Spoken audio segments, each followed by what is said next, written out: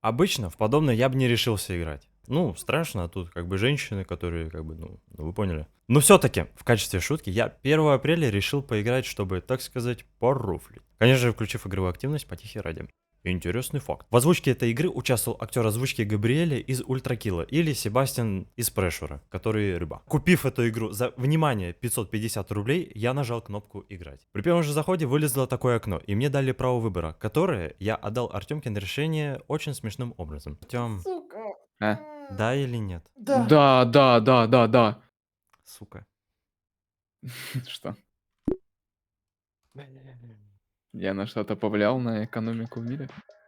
Очень сильно. Меню же меня встретило настройками, галереей и магазином, а последнем позже. Немедленно я приступил к делу.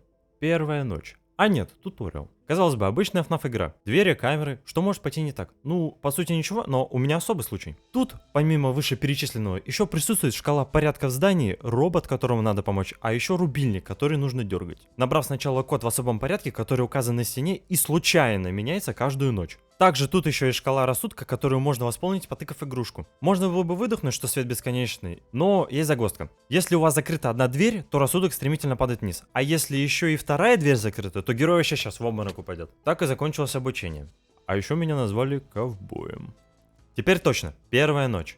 Началась она у меня с того, что я решил не слушать абонента, а приступить сразу к делу. И тут же первая опасность. Найл, кошка. Уверен, если вы ее и видели, то из видоса, где чел из Шкибиди Толчков говорит про шампунь.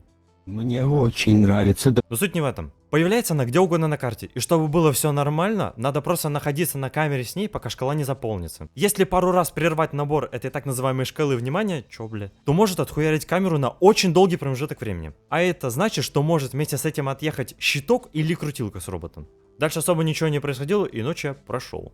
Одна из 12 пройдена. Ах да, ночей тут не 6, как вы могли подумать, а 12, то есть x2. Вторая ночь. На этот раз я решил послушать, что выдаст этот приколист. Он нам ведает о том, что есть какой-то диджей-мистик, который хочет спать, и нам бы следовало поменьше тапать по игрушке. А еще иногда у нее сама дверь будет подниматься. Она, кстати, акула. Смотря по камерам, я обнаружу мелочь. Она тут используется для того, чтобы после того, как ты ее подберешь и, внимание, пройдешь уровень, покрутить рулетку и выбить какой-то прикол. Го посмотрим. Нет, не будем. Неважно. Небольшая ремарочка. Вышла обнова, и теперь за прохождение уровней даются монетки. И так шло у меня все нормально, пока не нарисовалась она. Кролл Поппи. Тварь, которая постоянно сверлит взглядом и, внимание, закладывает пачку в офисе, которую нужно скорее раздефать. В Counter-Strike я играл, и герой киты покупает, так что все не так уж и плохо. Если дверку не закрыть, уебет молотком по лицу. Не задефал, ну, держи гифт. Проходит еще немного времени, и появляется она. Я уж подумал, что проиграл, но нет, это была сука, мразота или Тойгер Сэмми. Появляется она, если ты часто меж камер переключаешься, или может просто рядом появиться. Когда она перед тобой, начнется мини-игра, в которой нужно сопротивляться, на VSD или на джойстике. Там, кстати, вообще угар. Если вы начнете ебашить соло по этим кнопкам, у нее закружится голова, и она от вас отстанет. Самое главное, когда ты сопротивляешься, закрывать двери, дефать бомбу, посмотреть код и еще что-то делать, ты не можешь. Перед тобой она, и тебе надо сначала вырваться. После того, как вы отобьетесь от нее, игра нехило так насыпет рассудка, что может помочь в критических ситуациях. Казалось бы, избавиться от нее легко, но она еще потом сыграет свою дохуя не последнюю роль. В итоге, ночь я прошел. Третья ночь. Тут игра берет разгон. Исходу мне надо вентиль покрутить, сами уже тут. Так мне еще и пачку надо дефать. Ну, и так я еле прошел. Четвертая ночь. Начинается она со звонка этого фрика, который нам поясняет, что нам жить стало труднее. Появилась волчица Ари, которая будет следить за тобой и твоим укладом. А также напомнил про игрушку. Неспроста он напомнил про игрушку. Двусмысленно намекая, что нам стоит держать рассудок на высоком уровне. Если быть точнее, то чуть выше середины шкалы. А у нас на минутку еще сонный диджей. Так вот. Еще у нее есть ебейшая обилка, просто в наглую открывать дверь снаружи, посмотреть как ты. Каким образом? Для меня это тоже загадка. Так вот, если рассудку будет в этот момент плохо, она побьет шваброй. Зачем? Ну, чтобы, наверное, малина медом не жизнилась, хз. Жил я нормально, но в один из моментов зачем-то рестартнул. В итоге все равно прошел. Пятая ночь. Начинается она с того, что этот дебил рассказал нас о Мэнди.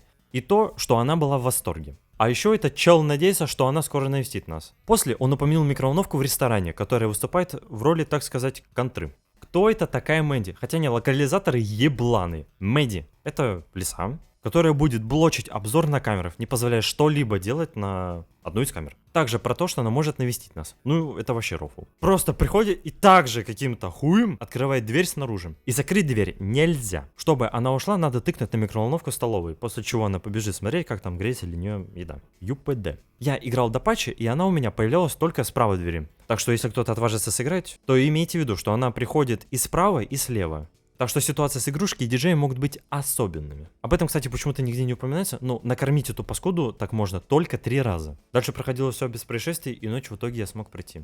Пройдя 5 ночей сатаны 666 на минуточку за 1 раз без смертей, я взял небольшой перерыв.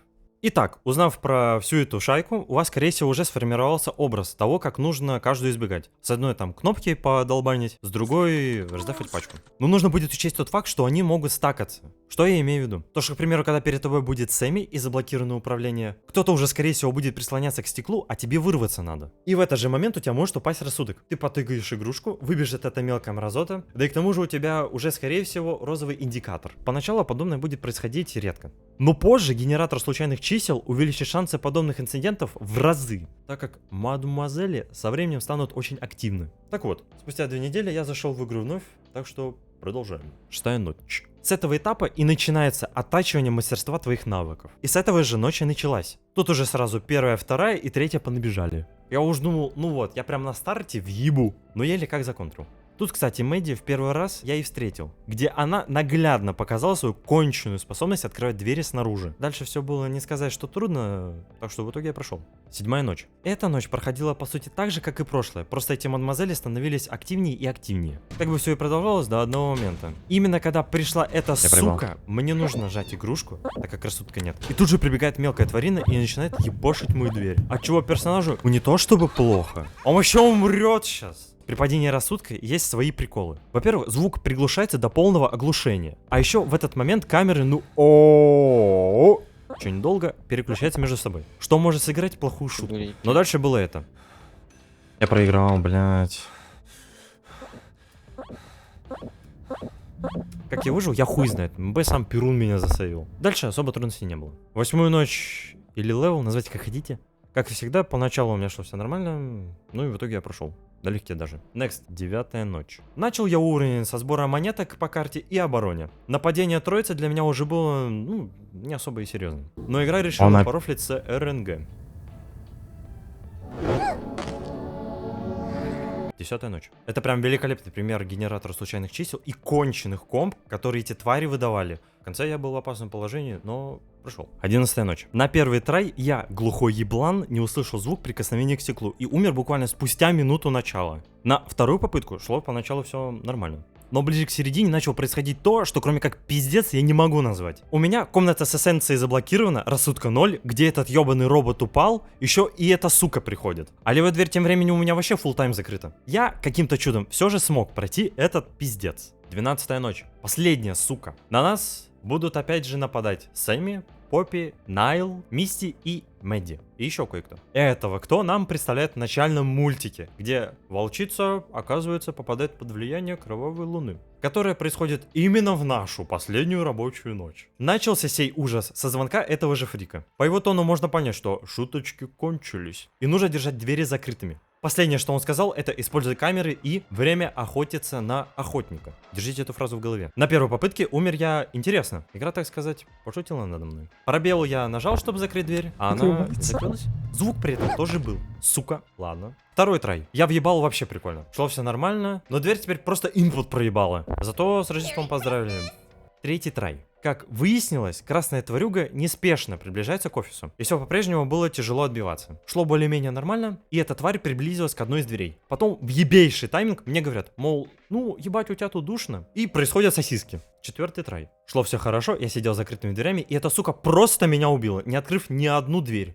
5-й трай. Делаю все то же самое, дохожу до конца, и тут происходит это. Ну, спасибо, не выебали. 6-я попытка. Опять хорошо иду, и бам, сука, я снова умер. 7-я попытка. Идет все хорошо. Также дефаю бомбы, чиню всякое говно в офисе. Я уже вижу, как это исчадие ада приближается ко мне, а я как бы, ну, нихуя не могу сделать. Ну, дальше исход понять. 9-я попытка. Прям как круг ада. Я уже от безысходности вначале хотел посмотреть, как мне все-таки бороться с ней, но все-таки решил, что лучше я сам узнаю. И И в итоге узнал, но сначала по порядку. Началась 9-я попытка бодро. Я смотрю на камеры, закрываю дверь, снова смотрю, и тут замечаю одну деталь. Оказывается, что если ты на нее смотришь по камерам, то она не двигается. Охуеть, охоться на охотника. Ну вы, ебать, конечно, все так же подумали. Ну и узнав про эту стратегию, я снайпю эту мразоту на камерах как ФСБшник за каждым игроком в эту игру. К своему сожалению, обнаружил волыну. Тут же до меня доходит, что так-то экран смерти еще ничего, ведь он мог быть и хуже. Прошел в итоге я уровень без особых трудностей на той же попытке, когда я узнал про эту очевидную механику. А вот и победный скрин. Даже мультика нет. По итогу плейтайм 106 минут и 10 фейлов. Посоветовал бы я эту игру? Ну, если вам делать прям совсем нечего, то можно. Геймплейная игра хорошая. У нее имеется вариативность и чувствуется она веселее, чем другие подобные игры, сидя в офисе. Я так думаю, я в другие игры не играл, блять. Если вы не хотите такого же страха АК запредельной мега-экстрим сложности, как у меня, то рекомендую вначале тыкать нет. В игре еще есть и второй режим. Пройду его, если, не знаю, там, 5 звезд наберет видео, ну, или если хорошо попросите.